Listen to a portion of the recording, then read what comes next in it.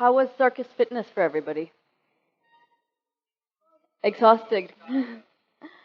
Okay. Yeah, I really enjoyed myself as well. I've enjoyed myself the entire day today. So, 3 days before my wedding, I was sitting at a police station. The cops were laughing at me.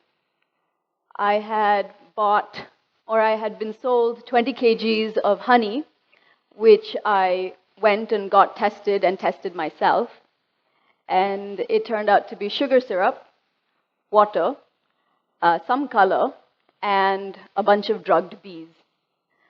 So I went to the police station lugging this 20 kg can of honey, and I demanded justice. 3 straight days. I took the can of honey, and I kept telling them this is fake honey. To make a very interesting long story short, they found the culprits. These guys harvested beehives and said that they were selling the honey from the beehives that they had extracted. So they found them.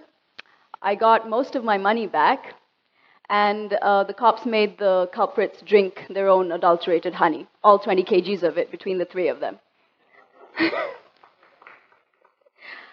The takeaway from this story is that trust no one, test everything, and read the label. So my name is Huda Masood. I'm going to be talking about deciphering labels, both nutrition and ingredient labels, and telling you about how companies use loopholes to get away with some of the claims that they get away with. So let's get started. Why do we need labels in the first place? We need labels because they break down what is in the food, in the packaged food that you're going to consume, and they give you information. And all of this is regulated. So this information, by law, needs to be as accurate as possible. Now, we have a whole bunch of regulatory agencies, and overall, worldwide, there is something called the WHO Codex Alimentarius. It's a collection of standards with regards to food all over the world, and these are standards that have been adopted by the European Food Safety Authority, the Food and Drug Administration, and the Food Safety and Standards Authority of India, to name a few. So let's get started. We talk about nutrition labels. Nutrition labels show the data that is present in the form of calories, and they break them down by carbohydrate, fats, proteins, and sugars. Carbohydrates are not considered sugars. Sugars are a separate category of their own. And as far as I know, and my knowledge is concerned, and my research is concerned, sugars refer to sucrose. Everything else is considered a carbohydrate. So, this is the FDA's old label, this one, and this is the new label. There are some changes. As you can see, the font is bolder. Your calories over here, larger, okay? It's still per serving, but they also tell you how many total servings per container, and then you break it down into fat, protein, carbohydrate, and sugars. What's different about the new label? You see that the servings are larger. They have a bolder type. Serving sizes are updated. If you see, this is according to the FDA. In India right now, with your FSSAI standards, serving sizes are still not mandated at this point of time. And the FSSAI website, fssai.gov.in, is a very comprehensive website. If you are in the food industry, or if you're interested about food, or if you want to go more in depth, especially with regulations in India, or if you just want to be part of policy change, I would highly recommend that you go and you check it out. Everything is online, and it's very, very well documented. It's still primitive, but it's documented, and we are getting there. FSSAI was only formed in 2006, and we still have a long way to go. So, serving sizes are highly unrealistic on most packaged foods. If you take a look at them, they will be to quote a very famous brand of chips, they say, "No one can eat just one." I'd like you to take a look at the serving sizes on that packet of chips. So, also updated our daily values. These are daily values that are recommended on a 2,000 calorie per day diet. And then you also have recommended daily values with regards to nutrients like vitamin D, calcium, iron, potassium.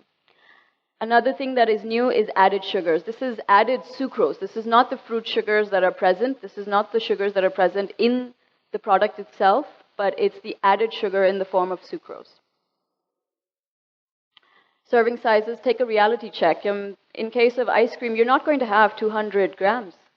You're going to have much more than that. Understand that the calorific value that you're looking at is per serving for a reason. Companies use it for a reason. It's nicer to see a smaller calorific value per serving, and you say, oh, well, okay, I'm just going to consume 100 calories.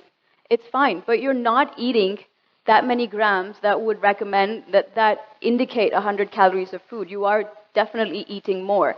And with that in mind, they have increased serving sizes from, say, over here, ice cream, 200 grams to 270 grams. And then when you're having a bottle of juice, beverage, or beer, you're going to consume the entire thing in one shot, whether it's a small bottle or a large bottle. Understand serving sizes. So, what are the loopholes here? Calories are only indicated per serving size. They don't indicate the entire container's worth of calories. Okay? And calories can be considered calorie-free or 0 calories if there are less than 5 calories per serving size. The entire container is not calorie-free. It's only per serving 5 grams or less. Fat, 0 fat. For a reason. You can say 0 fat even if your container contains, or suppose, you have a bag of chips. It has 8 grams of fat. 8 grams of fat is significant when you're calorie counting. Bag of chips, say 8 grams of fat, 4 grams of fat, and they say 8 servings. It's a large bag of chips. That accounts that if you split it by 8 servings, it's only 0.5 grams of fat. And legally, you're allowed to say it's fat-free. Because per serving, it's only 0.5 grams of fat or less. I guarantee you're going to eat half that bag of chips, if not the whole thing. The power of 0. Now, very interestingly, a very popular brand of juice that says 100% original or 100% juice also comes in with the label 0 preservatives, no added sugar, 0 cholesterol or cholesterol-free. This is very obvious that cholesterol will not be in fruit juices which have no animal origin additives. Cholesterol is found in animal cells. Plants have their own type of cholesterol. It's called phytosterol, but it is toxic to human beings, and therefore it is very conveniently not absorbed by the intestine. So cholesterol-free is akin to saying 100% orange juice, no beef.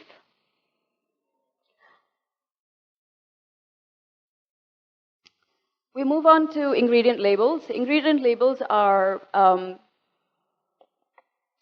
regulated by standards worldwide. You have to list the ingredient that occurs in the largest amount first and then go down. So it's in descending order. So in this case, this is the ingredient label from a Twinkie bar. I'm not sure if you guys know what it is. It's sort of like a sponge cake in a bar form. So the first thing that you see is enriched wheat flour. That is the highest amount of ingredient in that. The first thing, the largest amount of ingredient in that Twinkie bar is wheat flour first. Okay? And then we'll come back to this a little bit later. We go to, again, 2 terms that are used when you are giving out information. One is Principal Display Panel, that's PDP, and Information Panel, which is IP. Let me show you what a PDP looks like quickly. That is PDP. It is what is seen up front. It is what is advertised. That is called the Principal Display Panel, and I'll be using the abbreviations PDP for principal display panel, and IP for information panel. Let's go back. IP is information panel, and this is what an information panel looks like. It has your nutritional information, it has your ingredient information, it has any warnings if there are any with regards to safety, and it has manufacturing information as well. So this is a line drawing you can see over here. So what is on the principal display is what is generally advertised. This is something that has oats in it, this is something that has fruit in it, this is like dehydrated mango, this is whatever, rasam rice in a pouch. And over here, nutrition facts, and over here, ingredients. You should not, by law, across all safety authority boards, you should not have any graphics or any noisy information over there. It needs to be clean, it needs to be crisp, it needs to just have nutritional information, ingredient information, and manufacturer information. Okay, so let's go on to the interesting stuff over here. This is a leading brand of beverages. It comes in a Tetra Pak box. And what do you see over here? What do you think this is? What does it say? Cranberry Delight, yeah? What do you see in the picture? What do you see?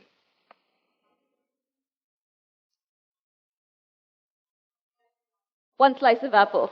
Did everybody see that? Yeah? Do you see anything else?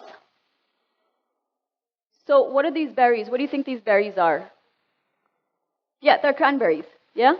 Okay, so lots of cranberries over here. Does anybody see grape? Yeah? Okay, so we have 2 grape. Yeah?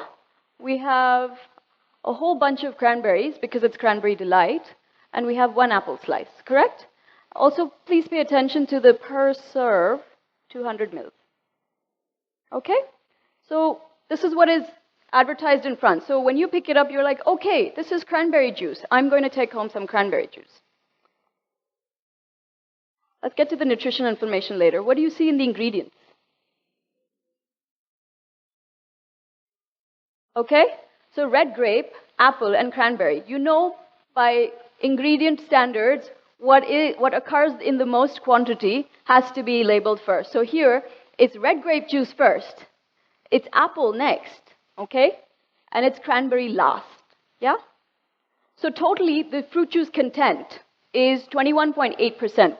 What this means is that if you pressed juice fresh and raw, and you added only 218 ml to make up, and then added water to make up 1,000 ml, there's only 218 ml of actual fruit juice in this 1,000 ml.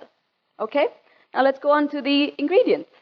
What do we see? Water, sugar. So the largest ingredient is water.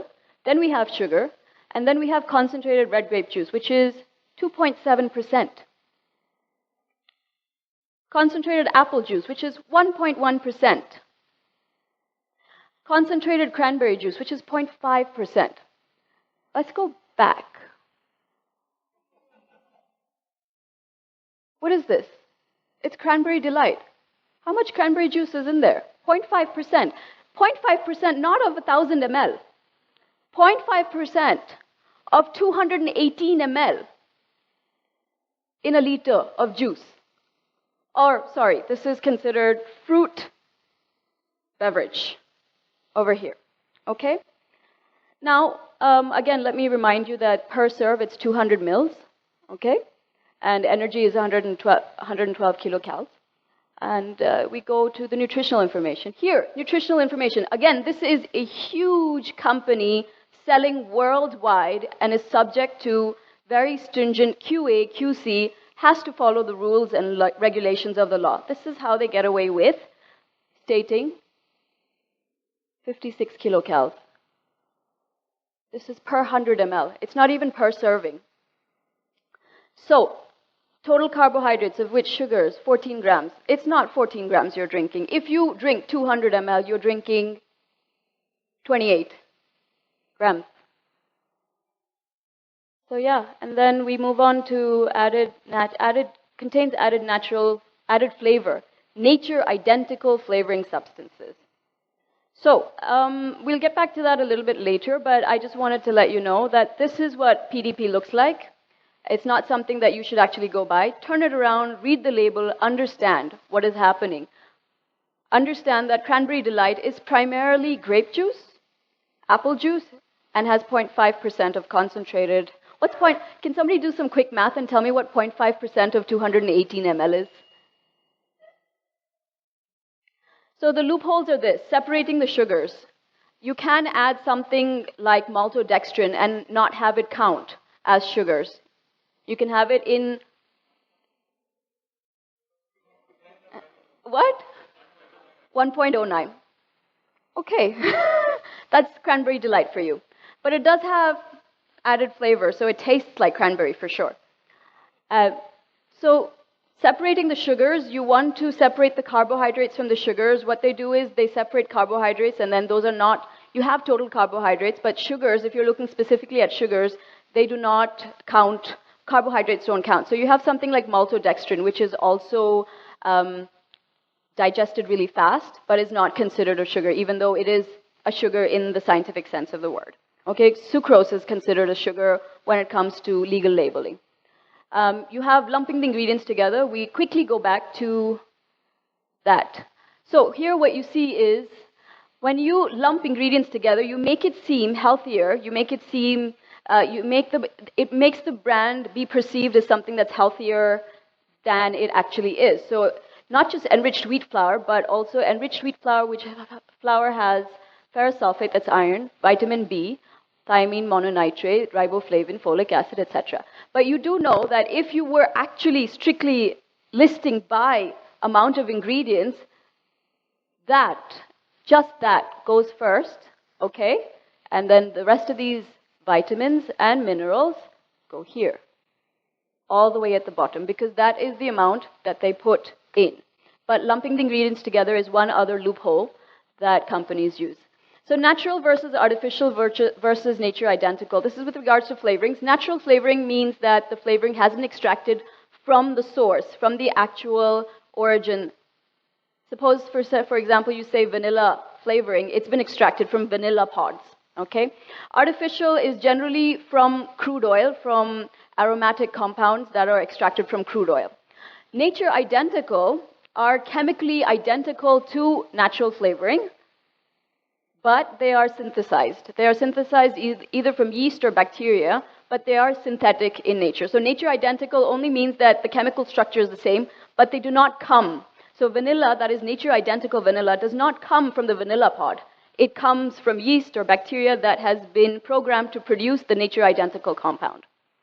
The power of no, again, similarly, no cholesterol, no preservatives, no cholesterol in vegetarian foods is just, it's like saying no beef in vegetarian foods. It's not required. It's a perception.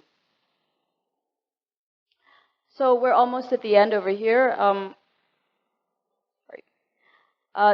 Label padding. We want to refer to the cheat sheet. I won't go into the cheat sheet in detail because I'm going to put this presentation up and it'll be available to everybody. But here is Mr. Murli from HasGeek has been very kind. I've given him the information and he created this fantastic cheat sheet in half a day, essentially. So again, you can take a look at what they actually mean when they say energy, calories. 0 calories means less than 5 calories per serving. Fat, 0.5 grams or less per serving. Fiber. Fiber is considered good, but fiber can also be synthetically added in the form of methyl cellulose. So when they have something with oats and grains and other things in it, they can actually even say high fiber because they've added methyl cellulose into the product. The biggest example, I think, would be multigrain biscuits. So again, serving sizes. Understand what your serving sizes are. It's generally unrealistic, and you need to be realistic about how much you're eating out of a container. Okay, that's it. Labels are deciphered, and I'd like to point your attention to these resources. If you attended Keto versus Cancer, I forget her name, I'm sorry, but if you attended her talk, you have to understand the quality of studies and the quality of papers that come in. So please take a look at these, and the next time you read an article on Scoop Whoop or BuzzFeed about the next hyped superfood, check out what sources they're citing. Take a look at what studies they're citing. Go to pubmed.org. put in those keywords and see what papers come up, see what scientific data has been published. Take it from there. Thank you. Questions? What do you think about Coke Zero? How many servings per bottle? Is it less than 5 grams or 5 calories? 0.99 calories per serving or per bottle? You should check it out. I don't know. I haven't had Coke Zero in a long while, but I will get back to you on that.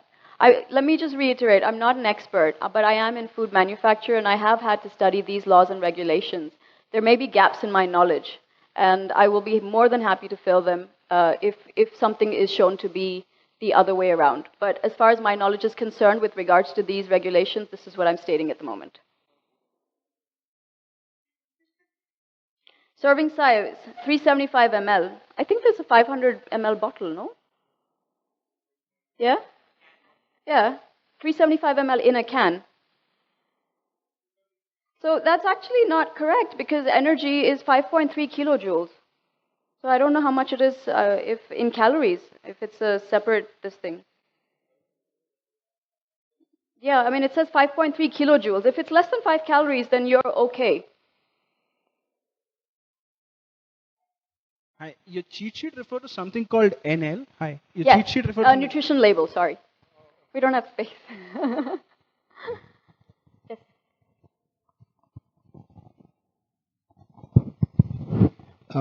What is the error rate of the nutrition label? So in the US, it's generally considered to be about plus minus 20%.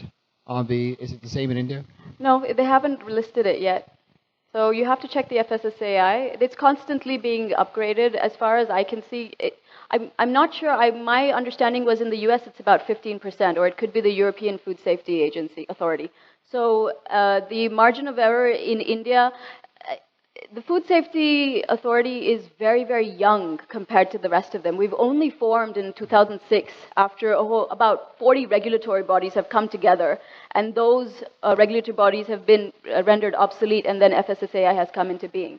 So nothing, as far as my knowledge is concerned, there is no error of margin. You need to say what it is at this point of time.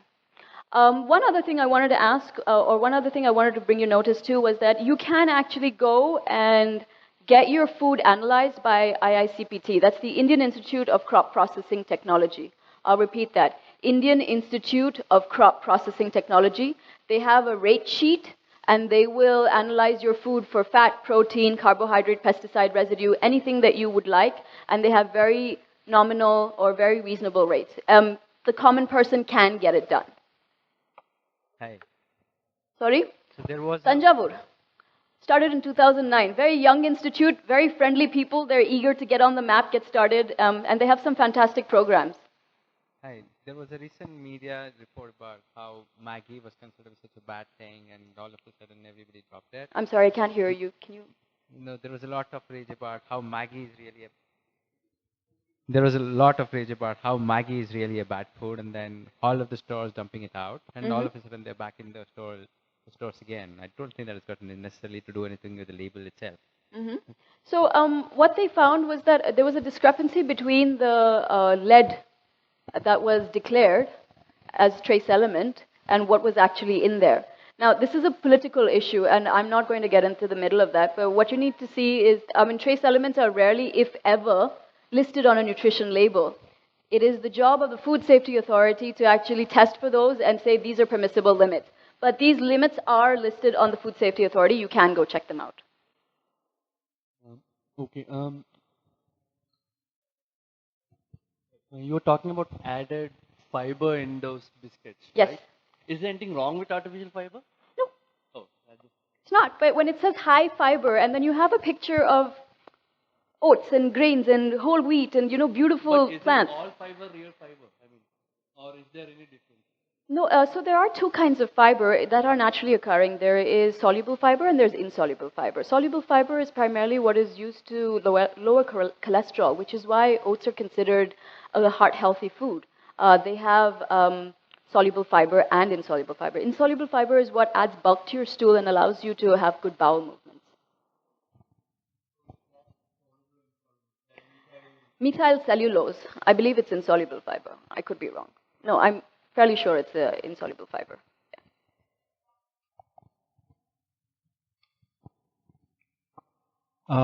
So here's a very stupid question, I guess. No question is stupid, please. Trust me, this could be one of them. So is there any processed food which you would think is healthy enough for consumption? Lots of processed food is healthy. Yeah, the problem is, here's the problem. Every time I look at any ingredient on the planet, which is there, which has been processed at any given amount of time, there are a bunch of chemicals which I cannot understand, which have been added to it, which are called permissible. But who permits them or who checks them, we don't know.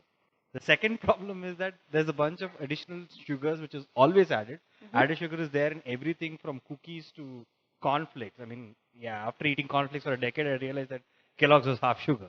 So the thing is, as of now, what we are doing is even mayonnaise or anything has added sugar in it. Now, the only option is either make it yourself or try to figure out a bunch of products, a bunch of companies which do not use added sugar or any of such products to their manufacturing units or whatever. I understand. So do you know or do you have some data anywhere where I can find that? Well, I don't have hard data per se, but Bangalore as an ecosystem for foods is massive. You know, you need to go to food conferences, you need to go to markets, you need to go ahead, you need to meet these people, interact with these people, know if they know their stuff. Send your food for testing. To test for pesticide residue, it's 5,000 rupees. To test for fats and proteins and carbohydrates, it's like 300 rupees or 500 rupees by IICPT. Find somebody that you trust, okay? And then, you need to collate the data on your own. There are plenty of foods out there that are made by small-scale industries that are committed to healthy eating and do have sugar-free. I mean, we know a couple of vendors that sell peanut butter that is just peanuts and salt. So go on to Kilter, go on to Tantra. There are places that do make organic, ethical processing or do ethical processing of food and list exactly what's on the label. And that's it. I've just got a quick question, actually. Yes. So on one of your slides earlier, you mentioned EFSA, the European Food Standards Agency. Yes. So is that followed quite closely in India? Because I'm from Europe, and even within Europe, there's much discrepancies as to some countries follow it really close and really strict, and some companies are really lax on that. So how close is it followed in India? India is unfortunately far behind, but a lot of food is exported to Europe, and they have to follow very stringent European standards. Now, with regards to EFSA, as far as I know, that some countries are lax about enforcing it, and some countries are strict about enforcing it, but the European as a whole has to follow EFSA standards. I mean, it is the responsibility of each separate country to enforce these rules, but these rules must be followed, especially if there's inter-country travel or inter-country export. Sorry, I really have to put a stop to the questions. We're running very late. Yes, but Huda is going to be available. Yeah, after this. I'll be after this. Thank you. Thanks.